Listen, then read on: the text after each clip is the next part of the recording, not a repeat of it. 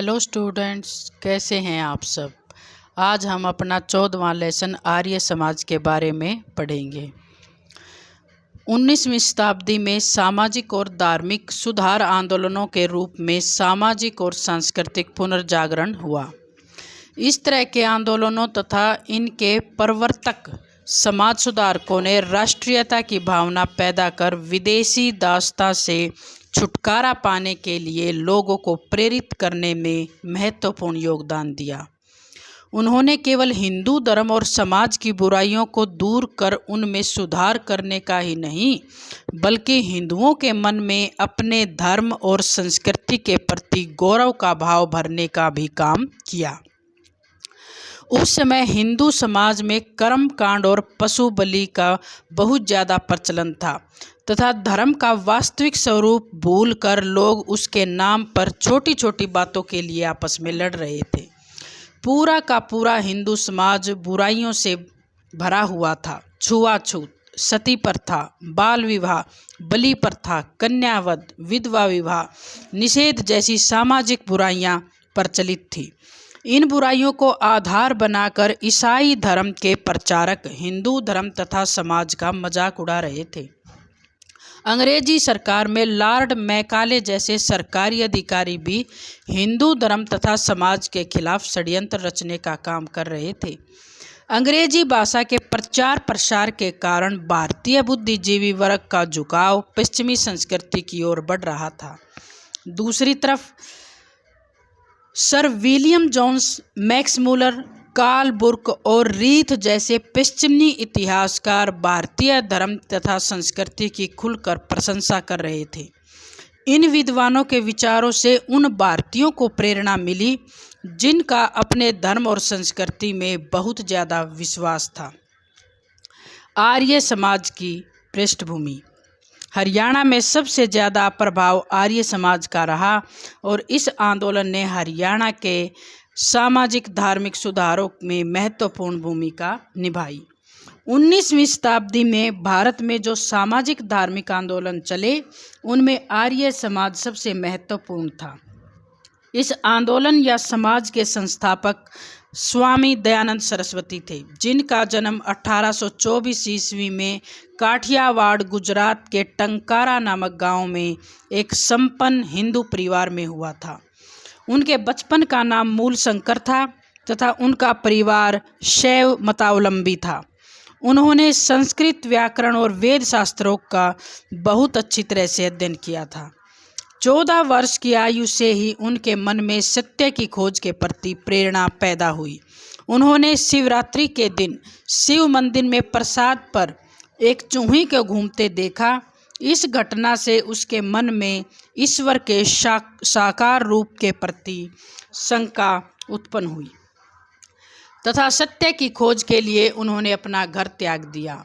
उन्होंने समाज में फैले आडंबरों तथा अंधविश्वासों को समाप्त करने के लिए 10 अप्रैल 1875 को बम्बई में आर्य समाज की स्थापना की। इसी वर्ष स्वामी दयानंद जी ने अपने नए स्थापित समाज के विचारों को फैलाने तथा ज्ञान का नया रास्ता बताने के लिए सत्यार्थ प्रकाश नामक महान हिंदी ग्रंथ की रचना की। उन्होंने अपना सारा जीवन विचारों का प्रचार प्रसार करने में लगा दिया। उसके तहत उन्होंने देश के अलग अलग क्षेत्रों का भ्रमण किया। इसी भ्रमण प्रक्रिया के अंतर्गत स्वामी दयानंद जी 1880 ईस्वी में हरियाणा के रेवाड़ी नामक स्थान पर गए। उनके इस क्षेत्र में आने से ही यहाँ के लोगों में नई सोच तथा ज्ञान के प्रति एक जबरदस्त जोश देखने को मिला। इस जोश के परिणाम स्वरूप पूरे हरियाणा में जल्दी ही आर्य समाज की शाखाओं का जाल सा बिछ गया। इसमें लाला लाजपत राय, लाल चूड़ामणि, पंडित वस्ती राम, पंडित लखपत राय, स्वामी ब्रह्मानंद तथा भगत फूल सिंह जैसे महान समाज सुधारकों की विशेष व सराहनीय भूमिका रही। हरियाणा के समाज को आडंबर व अंधविश्वास रहित बनाने में स्वामी दयानंद तथा उनके द्वारा स्थापित आर्य समाज की भूमिका को नकारा नहीं जा सकता। इस महान समाज सुधारक ने 59 वर्ष की आयु में अपना जीवन त्याग दिया। 1883 ईस्वी में इनकी मृत्यु हो गई। आर्य समाज के सिद्धांत। स्वामी दयानंद सरस्वती ने भारतीय समाज के स्वरूप तथा संरचना को ध्यान में रखकर ही आर्य समाज के सिद्धांतों का निर्माण किया था। आर्य समाज के प्रमुख सिद्धांतों को हम इस प्रकार से समझ सकते हैं, जैसे मानव को असत्य को त्याग कर अपने जीवन में सत्य को अपनाना चाहिए। वेद ज्ञान के भंडार हैं, इसलिए प्रत्येक आर्य को वेदों का अध्ययन करना चाहिए। सत्य विद्या एवं जो पदार्थ विद्या से पहचाने जाते हैं उन सभी का आदि मूल ईश्वर है। ईश्वर परम ज्ञान का स्रोत है। प्रत्येक कार्य काफ़ी सोच समझकर करना चाहिए।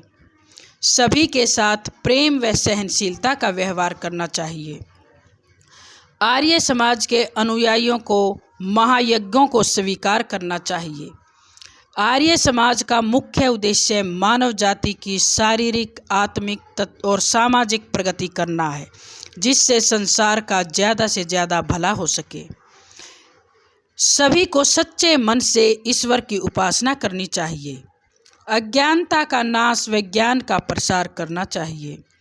यदि समाज की भलाई से संबंधित विषय हों तो आपसी मतभेदों को त्याग करना चाहिए। ये तो थे आर्य समाज के सिद्धांत। अब है हरियाणा में आर्य समाज का विकास। हरियाणा में 19वीं सदी में आर्य समाज आंदोलन में लोगों ने बढ़ चढ़कर अपना योगदान दिया। इस आंदोलन ने ग्रामीण तथा पिछड़े वर्ग के लोगों को जागृत किया तथा उन्हें अंधकार से निकालकर प्रकाश का रास्ता दिखाया। स्वामी दयानंद ने ही यहाँ के लोगों को इस बात से परिचित करवाया था कि विदेशी शासन चाहे कितना भी अच्छा हो, लेकिन वह कभी भी स्वराज्य की तुलना नहीं कर सकता। इसीलिए उन्होंने देशवासियों को स्वराज्य का नारा दिया, जो स्वतंत्रता आंदोलन के दौरान बच्चे बच्चे की जुबान पर था। हरियाणा में स्वामी दयानंद सरस्वती के आने के बाद रेवाड़ी, रोहतक, हिसार जैसे कई स्थानों पर आर्य समाज की स्थापना हुई। रेवाड़ी में राव युधिष्ठिर सिंह की आर्य समाज के प्रचार व प्रसार में महत्वपूर्ण भूमिका थी। इसी तरह हिसार में लाला लाजपत राय, लखपत राय, चूड़ामणि, चंदूलाल, हीरालाल व डॉक्टर रामजी लाल की भूमिका को कम करके नहीं आंका जा सकता। रोहतक में आर्य समाज के प्रचार और प्रसार की जिम्मेदारी चौधरी मातूराम, चौधरी रणपत सिंह, चौधरी पीरू सिंह जैसे समाज सेवियों ने बहुत ही अच्छे ढंग से संभाल रखी थी। स्वामी दयानंद से प्रेरणा पाकर रेवाड़ी में राव युधिष्ठिर सिंह ने देश की पहली गौशाला की स्थापना की।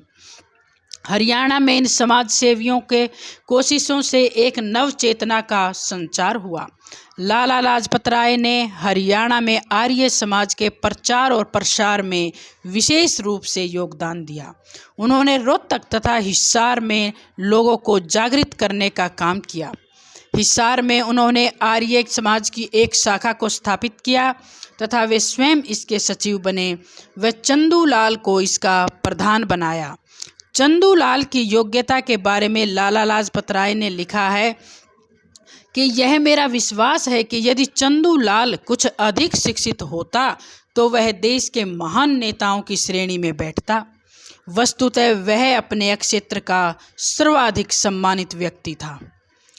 हरियाणा में आर्य समाज रूपी संस्थाओं का जाल बिछने लगा था और इसी के अंतर्गत 1886 ईस्वी में पंडित लेखराज द्वारा जगाधरी में तथा 1891 ईस्वी में सरदार काला सिंह द्वारा अंबाला में आर्य समाज की शाखाओं का निर्माण किया गया। हरियाणा में आर्य समाज की शाखाओं के वितरण को डॉक्टर केसी यादव द्वारा इस तालिका से अच्छी तरह से समझा जा सकता है। तालिका 1880 ईस्वी से 1900 ईस्वी तक की है। स्थापना की तिथि 1880, रेवाड़ी में जिनके सदस्यों की संख्या 21, 1885 में रोहतक में सदस्यों की संख्या 10, 1886 में हिसार सदस्यों की संख्या 59, 1889 में हासी और सदस्यों की संख्या 12, 1890 में भिवानी सदस्यों की संख्या 36। 1890 में ही हथीन गुड़गांव में सदस्यों की संख्या 5। 1891 में अम्बाला शहर, सदस्यों की संख्या 14। 1891 में झज्जर में सदस्यों की संख्या 13। 1892 में सिरसा, सदस्यों की संख्या 21। 1893 में शाहबाद कुरुक्षेत्र में 19 सदस्यों की संख्या 19। 1894 में थानेसर में सदस्यों की संख्या 15। 1896 में वल्लभगढ़ फरीदाबाद, सदस्यों की संख्या 10। 1897 कोसली रेवाड़ी में सदस्यों की संख्या 10। 1900 में लाडवा कुरुक्षेत्र, सदस्यों की संख्या 8। 1900 में कैथल कुरुक्षेत्र, सदस्यों की संख्या 30। 1900 में पूंडरी कुरुक्षेत्र, सदस्यों की संख्या 20। अब है आर्य समाज की उपलब्धियां। आर्य समाज आंदोलन का मुख्य उद्देश्य हिंदू समाज में फैली बुराइयों को समाप्त कर एक स्वच्छ और स्वस्थ समाज को स्थापित करना था। इसके साथ यह आंदोलन राष्ट्रीय चेतना को जागृत करने में विशेष रूप से सहायक रहा।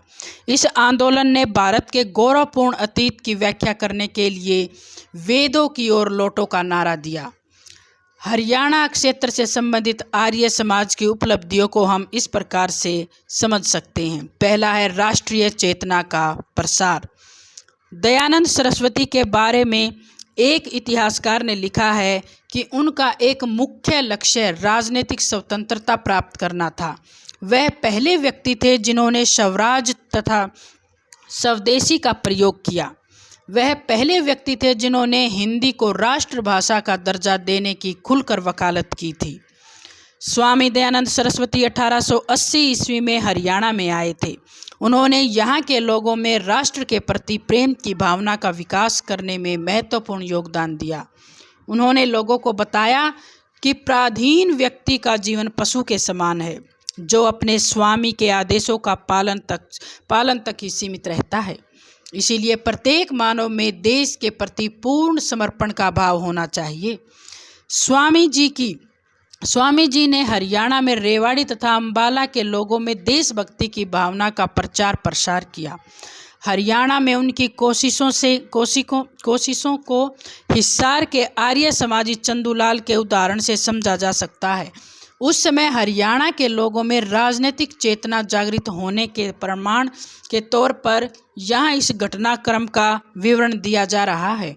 हिसार में जब डिप्टी कमिश्नर ने लोगों से अभद्र भाषा का प्रयोग किया तो यहाँ के लोगों ने चंदूलाल के नेतृत्व में हिसार शहर में पूर्ण हड़ताल कर दी थी।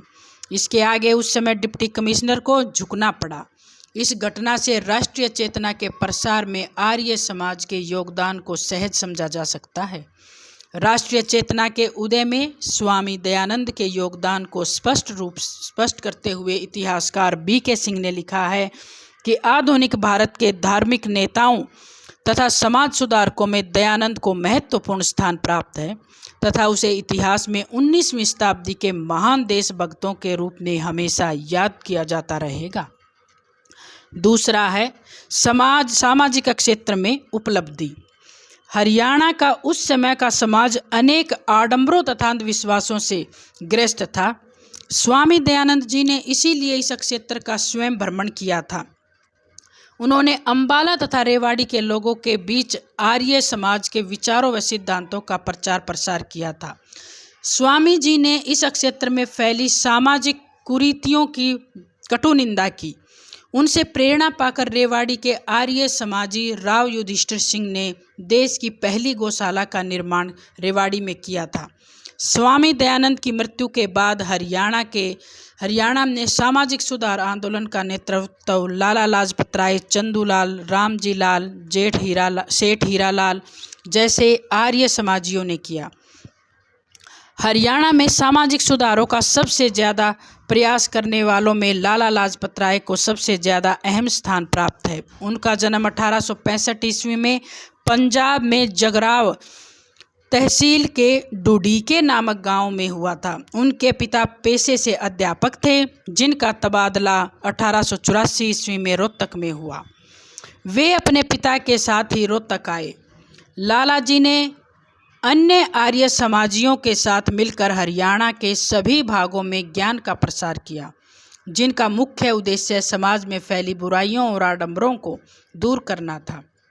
उन्होंने यहाँ के लोगों को सत्यार्थ प्रकाश में लिखी जाट की कथा से परिचित करवाया, जिससे यहाँ के किसान तथा जाट समुदाय के लोग काफ़ी प्रभावित हुए।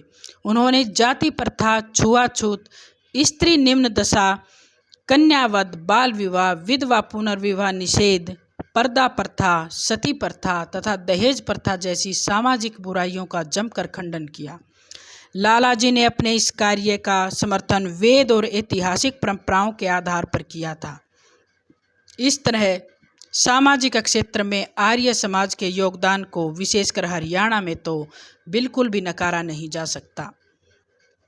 अगला है शिक्षा के क्षेत्र में उपलब्धि। हरियाणा में शिक्षा के क्षेत्र में आर्य समाज का योगदान अतुलनीय रहा। आर्य समाज ने हरियाणा में गुरुकुल शिक्षा पद्धति चलाई, जिससे यहाँ के लोगों को शैक्षिक दृष्टि से काफ़ी लाभ हुआ। इस शिक्षा पद्धति के महत्व को इस बात से समझा जा सकता है कि उस समय की हरियाणा के शिक्षण क्षेत्र में आज भी यह शिक्षा पद्धति पूरे गौरव तथा सम्मान के साथ प्रचलित है।